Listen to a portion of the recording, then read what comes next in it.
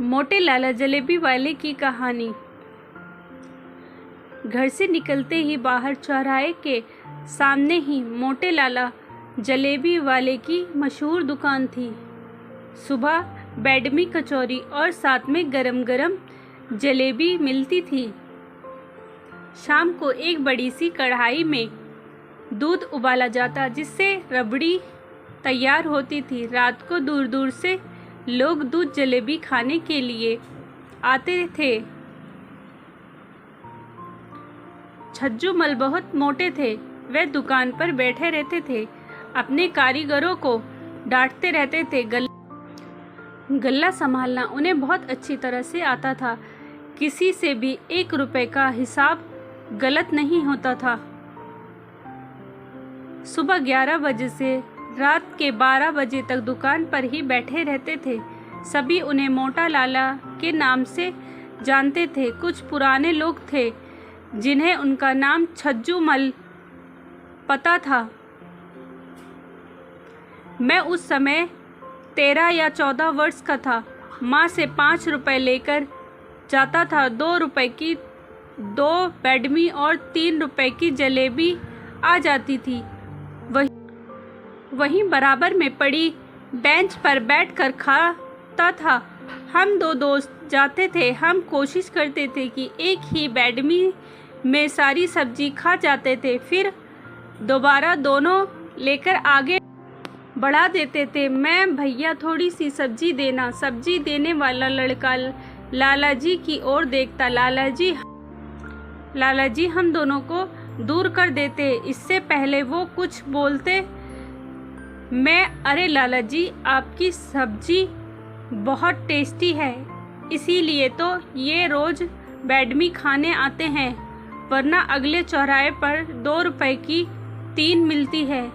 चल भैया, डाल दे सब्जी। लालाजी कुछ नहीं बोलते और सब्जी वाले सब्जी डाल देते हैं। ये हमारा रोज का काम था। एक दिन शाम को हमारे कुछ रिश्तेदार घर आए। शाम को खाना खाने के बाद दूध जलेबी की फरमाइश होने लगी। पहले तो मेरी ड्यूटी लगी दूध जलेबी पैक कराकर लाने की, लेकिन तभी कानपुर वाली बुआ बोली, बुआ जी, भैया याद है बचपन में हम कैसे छज्जू हलवाई की जलेबी खाते थे? वो अभी भी है या? मैं, बुआ जी, यहाँ कोई छज्जू हलवाई नहीं है, हम तो मोटा लाला की जलेबी लाते हैं। पिताजी, अरे दीदी है छज्जू हलवाई। मुन्ना, मोटे लाला का असली नाम छज्जू हलवाई है। पहले वो बहुत पतला था, अपने पिता के साथ केवल दूध जलेबी बेचते थे। बुआ, छोड़ो ना भैया, वहीं चलकर खाते हैं। सर्दी का टाइम है, गरम गरम दूध और जलेबी, मज़ा आ जाएगा। हम सब तैयार होकर मोटे लाला की दुकान पर पहुंच जाते हैं। दूध जलेबी का ऑर्डर देकर हम वहीं भट्टी के पास खड़े होकर दूध को उबलते हुए देख रहे थे। छज्जू हलवाई, अच्छा तो गौरी शंकर जी ये आपका लड़का है, हर रोज़ सुबह जिद करके 2-2 बार सब्जी लेता है, ऊपर से धमकी भी देता है। ये बात सुनकर सब हंसने लगे। मुझे लगा कहीं ज़मीन में गाड़ जाना चाहिए, क्योंकि सबको पता है बेडमी केवल 2 रुपए की आती है।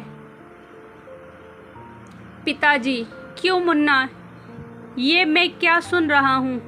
तुम रोज बेडमी क्यों खाते हो? से चीज़ कभी ठीक रहती है? मैं नहीं पिताजी, कभी कभी खाता हूँ। छज्जू हलवाई, छोड़ो गौरी शंकर जी, बच्चा है, मैं जानता नहीं था कि ये आपका बेटा है। सभी जोर जोर से हंस रहे थे। मैं गुस्से से मोटे लाला को घूर रहा था। अगले दिन से मैंने उस दुकान पर जाना छोड़ दिया। एक दिन घर वालों के लिए जलेबी लेने गया तो छज्जू हलवाई ने रोक लिया। छज्जू हलवाई, भैया तुमने आना बंद कर दिया। हम तो उस दिन ऐसे ही कह रहे थे, जितना चाहे सब्जी ले लिया करो। तुम्हारे पिताजी बचपन से इसी दुकान पर आते थे, अच्छा नहीं लगता। अब तुम कोई और दुकान पर जाओ, मैं अब कभी तुम्हारी शिकायत नहीं करूँगा। मेरा भी गुस्सा तब तक निकल चुका था। अगले दिन से हमारा वही सिलसिला चलने लगा। इसी तरह कई साल बीत गए। मैं पढ़ाई पूरी करके दिल्ली आ गया, यही जॉब लग गई। एक दिन पिताजी का फ़ोन आया, उन्होंने बुलाया था। मैं ऑफिस से छुट्टी लेकर घर पहुंचा तो माँ ने बताया, माँ बेटा तेरे लिए एक लड़की पसंद की है, तू देख ले तो हम बात पक्की कर दें। अगले दिन मुझे लड़की दिखाई गई, लड़की ठीक थी, मैंने हाँ कर दी। मैं 2 दिन बाद दिल्ली आ गया और अपने काम में व्यस्त हो गया। शादी से 4 दिन पहले मैं घर गया। 2 दिन बाद सगाई थी। पिताजी ने सामने एक बड़ी सी धर्मशाला में सारा इंतज़ाम किया था। मैंने वहां जाकर देखा, छज्जू हलवाई बैठे थे, उसके बहुत सारे लोग मिठाई तैयार कर रहे थे।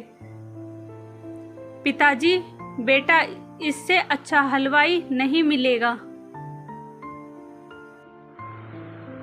मुझे देखते ही छज्जू हलवाई के चेहरे पर खुशी आ गई। छज्जू हलवाई, आ गया भैया शहर से, चिंता मत करो, सब काम बहुत बढ़िया से हो जाएगा, आपको शिकायत का मौका नहीं मिलेगा। सगाई और शादी कब बीत गई पता ही नहीं चला। मधु को पत्नी के रूप में पाकर मैं बहुत खुश था। 2 महीने घर में रहने के बाद मधु को भी पिताजी ने मेरे छोटे भाई के साथ दिल्ली भेज दिया। हम दोनों ने ये अपनी छोटी सी नई गृहस्थी शुरू की। समय कम पंख लगाकर उड़ गया। एक बार एक दोस्त ही शादी का निमंत्रण मिला। मैं और मधु शादी से 1 दिन पहले ही घर के लिए रवाना हो गए। कार में सामान रखा और ड्राइव करते करते घर पहुंचने ही वाले थे, तभी मैंने मधु से कहा, मैं मधु, तुमने हमारे वाले चौराहे के मोटे लाला की जलेबी खाई है? मधु, हाँ पिताजी एक बार लाए थे। मैं, चलो आज वहीं दूध जलेबी खाएंगे और घर वालों के लिए पैक करा लेंगे। मैं जल्द से जल्द उस चौराहे पर पहुंचना चाहता था, लेकिन जैसे ही मैं वहां पहुंचा तो देखा दुकान बंद थी। बाहर एक लड़का मोमोज बेच रहा था। मैं, बेटा ये दुकान आज बंद है क्या? लड़का, भैया ये तो सालों से बंद है, आप मोमोज खाएंगे? नहीं। ये कहकर मैं चौराहे से सीधा अपने घर पहुंचा। माँ पिताजी से मिलकर बैठा चाय पी रहा था, तभी मैंने छज्जू हलवाई की दुकान का पता किया। पिताजी, मुन्ना, धीरे धीरे शहर का कल्चर बदल गया, लोग अब मोमोज खाने लगे, छज्जू हलवाई की दुकानदारी कम होने लगी, धीरे धीरे कारीगर कम होने लगे। एक दिन पता लगा छज्जू हलवाई को हार्ट अटैक पड़ा, उसे अस्पताल ले जा रहे थे, रास्ते में ही ख़त्म हो गए। तब से दुकान बंद है।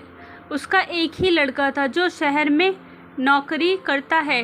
कुछ लोग बता रहे हैं कि वो दुकान बेच रहे हैं, पता नहीं कौन खरीदेगा।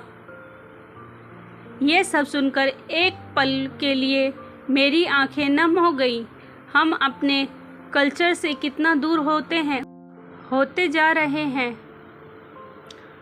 स्टोरी अच्छी लगी हो तो प्लीज़ लाइक एंड सब्सक्राइब ज़रूर करें। मिलते हैं नेक्स्ट स्टोरी के साथ।